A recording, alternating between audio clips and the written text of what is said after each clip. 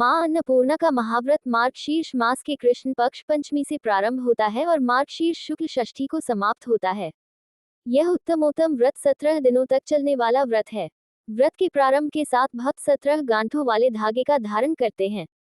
इस अति कठोर महाव्रत में व्रती 17 दिन तक अन्न का त्याग करते हैं। फलाहार भी एक ही वक्त किया जाता है। कई भक्त इस व्रत को 21 दिन तक भी पालन करते हैं। इस मान्यता के अनुसार व्रत मार्गशीर्ष कृष्ण प्रतिपदा से प्रारंभ होकर मार्गशीर्ष शुक्ल षष्ठी को समापन होता है। माँ अन्नपूर्णा माता का व्रत करने का पूजन विधि। 1. अन्नपूर्णा माता के व्रत के दिनों प्रातः जल्दी उठकर स्नानादि करके स्वच्छ वस्त्र धारण करें। 2. इस प्रकार से 16 दिन तक माता अन्नपूर्णा की कथा का श्रवण करें व डोरे का पूजन करें। फिर जब 17वां दिन आए मार्गशीर्ष शुक्ल पक्ष की षष्ठी को व्रत करने वाला सफेद वस्त्र और स्त्री लाल वस्त्र धारण करें। रात्रि में पूजा स्थल में जाकर धान के पौधों से एक कल्प वृक्ष बनाकर स्थापित करें और उस वृक्ष के नीचे भगवती अन्नपूर्णा की दिव्य मूर्ति स्थापित करें। 3. पूरे घर और रसोई चूल्हे की अच्छे से साफ सफाई करें और गंगाजल छिड़ककर शुद्ध करें।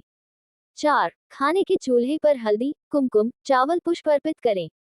धूप दीप प्रज्वलित करें। 5. इसके साथ ही माता पार्वती और शिव जी की पूजा करें। माता पार्वती ही अन्नपूर्णा हैं। 6. विधिवत पूजा करने के बाद माता से प्रार्थना करें कि हमारे घर में हमेशा अन्न के भंडारे भरे रहे। मां अन्नपूर्णा हम पर और पूरे परिवार एवं समस्त प्राणियों पर अपनी कृपा बनाए रखें। 7. इन दिनों में अन्न का दान करें, जरूरतमंदों को भोजन करवाएं।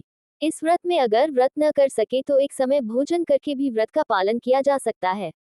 इस व्रत में सुबह घी का दीपक जलाकर माता अन्नपूर्णा की कथा पढ़ें और भोग लगाएं।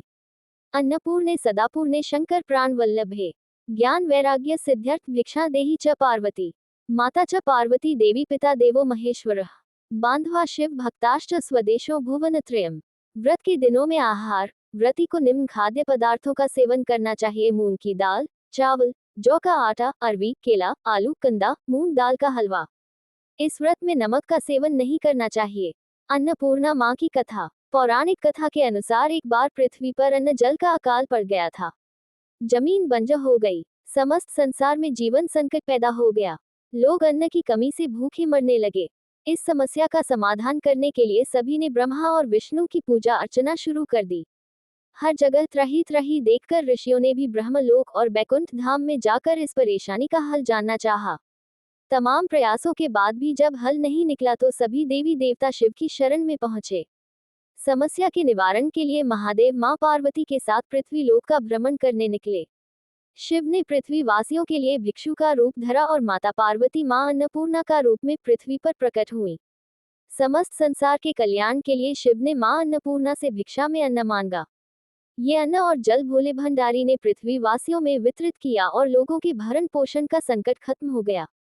माता पार्वती जिन दिन मां अन्नपूर्णा के रूप में प्रकट हुई उस दिन मार्गशीर्ष की पूर्णिमा थी। तभी से इस दिन को देवी अन्नपूर्णा के अवतरण दिवस के रूप में मनाया जाता है।